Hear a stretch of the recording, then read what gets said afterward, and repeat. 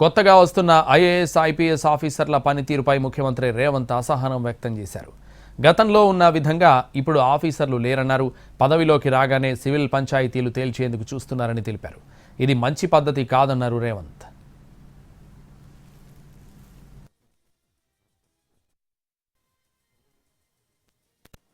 మనం చూస్తూ వస్తున్నాము, ఎంతోమంది బ్యూరోక్రాట్స్, సివిల్ సర్వెంట్స్ వాళ్ళ లైఫ్లో అన్నీ సాక్రిఫైస్ చేసి కుటుంబాల యొక్క యోగక్షేమాలు కూడా వదిలేసి దేశానికి సేవలు అందించారు. కాబట్టి దేశం ఇంత బలపడ్డది, ఆర్థికంగా నిలదొక్కున్నది. ఇది జస్ట్ లైక్ దట్ ఇవన్నీ జరిగినవి కాదు. కానీ వాళ్ళు వస్తున్న వాళ్ళు పొలిటీషియన్స్ని అనే కాదు, సమాజంలో ఉండే రాంగ్ ప్రెసిడెంట్స్ని అన్నిటిని కూడా రోల్ మోడల్గా తీసుకుంటున్నట్టు అనిపిస్తుంది. ఈ మధ్యకాలంలో కొత్తగా సెలెక్ట్ అయిన ఐఏఎస్, ఐపీఎస్లు నేను చూస్తున్నా, ట్రైనింగ్లోనే ఉన్నప్పుడు పోలీస్ స్టేషన్లకి వెళ్ళి డ్రెస్ వేసుకొని కూర్చొని సివిల్ పంచాయతీలు తెంచడానికి ప్రయత్నం చేస్తున్నారు, which is unfortunate. I'm sorry to say. నేను ఇందుకు ఈ వేదిక మీద పంచుకుంటున్నా అంటే కొద్ది మందిలో అయినా ఇది మార్పు రావాలి.